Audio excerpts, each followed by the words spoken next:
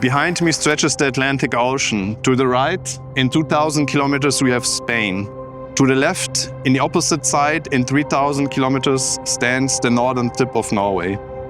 Even though those coastal lines are separated by long distances, they were connected in a unique and grim fashion by one of the biggest construction projects of the Third Reich. But in order to truly understand the undertaking, we need to start at the beginning.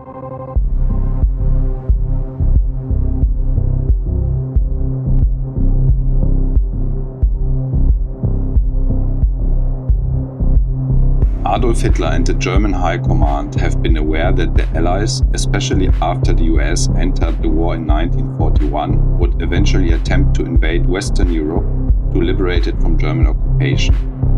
They expected this invasion to come across the English Channel from the United Kingdom, which served as the staging ground for Allied forces.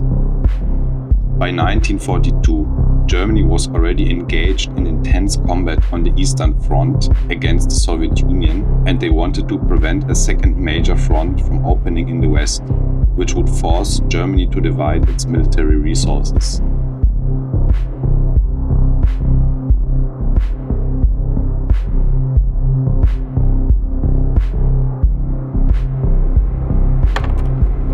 Hitler's military thinking was influenced by his personal experiences in World War I. He served as a soldier in the trenches during the war, witnessing firsthand the effectiveness of fortified defensive positions.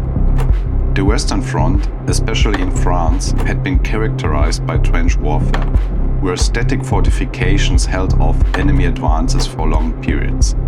This shaped Hitler's belief that well-fortified positions could withstand large-scale attacks, much like the stalemates of trench warfare. On March 23, 1942, Adolf Hitler ordered the construction and strengthening of permanent defensive fortifications along the coast of Western Europe, most notably the Atlantic Wall. This order is also known as Directive 40.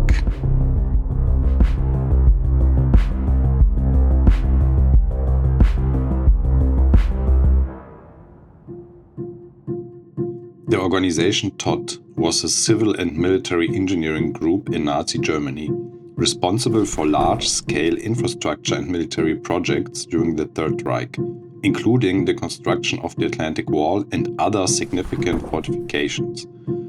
It was named after its founder, Fritz Todt, who was a key figure in Nazi Germany's development of military and civilian infrastructure, and also Minister of Armaments and Munitions, until he died in a mysterious plane crash in 1942. After Todt's death, Albert Speer, Hitler's architect and a close confidant, took over the organization's leadership.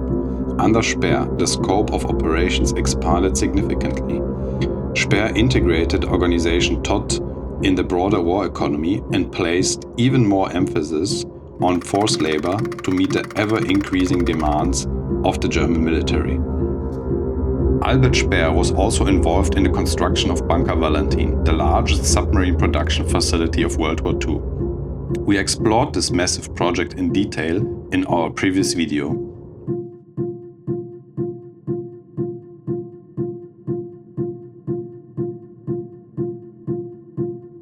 During World War II, the Belgian city of Bruges experienced occupation by Nazi Germany but was fortunate to avoid the large-scale destruction that many other European cities endured. Although Bruges itself was not a major industrial or military target, its proximity to the North Sea coast and nearby ports made the region strategically valuable to the Germans. The Germans fortified the nearby coastline, including the surrounding areas, as part of the Atlantic Wall to defend against a possible Allied invasion.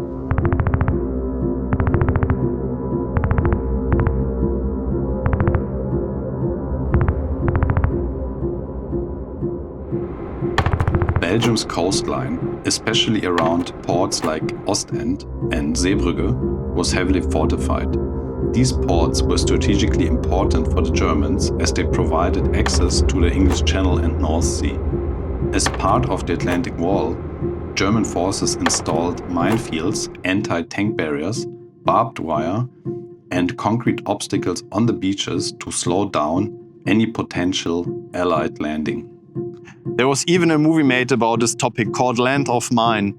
In this movie, in post-World War II Denmark, a young group of prisoners of war have been forced to clear the beaches of thousands of landmines under the supervision of a Danish sergeant. I can only encourage you to watch this movie in case you want to get a feeling on the effort it took to clear those beaches after the war. The bunkers constructed along the Atlantic Wall adhered to the principles of Regelbau. Various military engineers from the Wehrmacht contributed to the development of the Regelbau designs. These engineers assessed the needs of the military and worked on creating designs that would provide adequate protection against air and artillery attacks, while also being functional for their intended purposes. The biggest advantage of Regelbau was standardization. Construction teams would use predetermined designs without needing to adjust them, so they could build those bunkers in a quick way, even by using slave labor or unskilled workforce. Another advantage was the usage of the same materials over and over again. The Nazis could further reduce construction costs associated with building such huge stationary fortifications across vast areas.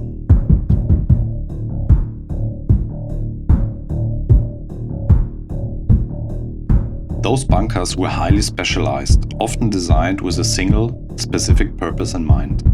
Examples include machine gun bunkers, mortar bunkers, artillery bunkers, and storage bunkers, each tailored to fulfill its unique role. Those designs considered strategic military requirements as well as practical construction methods that could be quickly executed in wartime conditions. The workers would construct a wooden formwork and only pour the concrete into it. And you can see still there in the concrete those lines.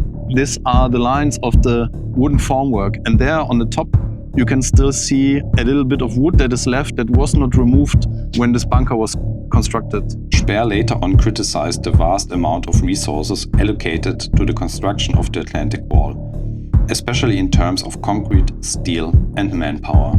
He argued that these resources could have been better utilized elsewhere, such as in the production of weapons, tanks, aircraft, or other mobile defense assets. Speer believed that building static fortifications on such a massive scale diverted crucial resources away from other, more effective aspects of the German war effort.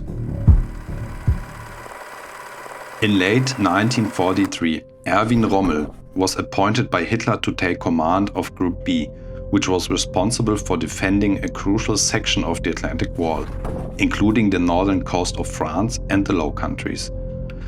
Hitler chose Rommel because of his experience and reputation as a skilled and proactive commander. Rommel's assignment was not just symbolic. It was a critical move to bring his expertise and energy to the defensive effort. He was given considerable autonomy to inspect and improve the fortifications and organize German forces in preparation for an Allied landing. Rommel formed the strategy of Resistance-Nest or Widerstandsnester. Those Widerstandsnester were fortified defensive positions or strong points placed along the beaches of the Atlantic Wall. They were intended to function as self-contained units of resistance, capable of holding their ground and inflicting heavy casualties on attacking forces. The purpose was to create a continuous network of defensive strongholds, turning the beaches into lethal zones and slowing down the Allied advance. He also emphasized the use of mines, barbed wire, and anti-landing obstacles around these resistance nests to further impede Allied troops and vehicles. Despite all the efforts, the Atlantic Wall became a failure. Only 30% of the 15,000 bunkers have been completed. While intended to stop the Allies from invading, the Atlantic Wall was not fully operational or fully staffed in June 6, 1944. Allied forces could land on D-Day in Normandy, but the operation have been significantly slowed down and they suffered heavy casualties. After the Atlantic Wall's failure, militaries recognized that static fortifications are vulnerable to modern warfare tactics, such as amphibious assault, air power, and precision strikes. Modern military strategy has shifted toward mobile defense systems that allow forces to reposition quickly, conduct counterattacks, and maintain operational flexibility. This includes the development of mobile missile systems, mechanized infantry, and armored units that can move swiftly to defend or counter an attack.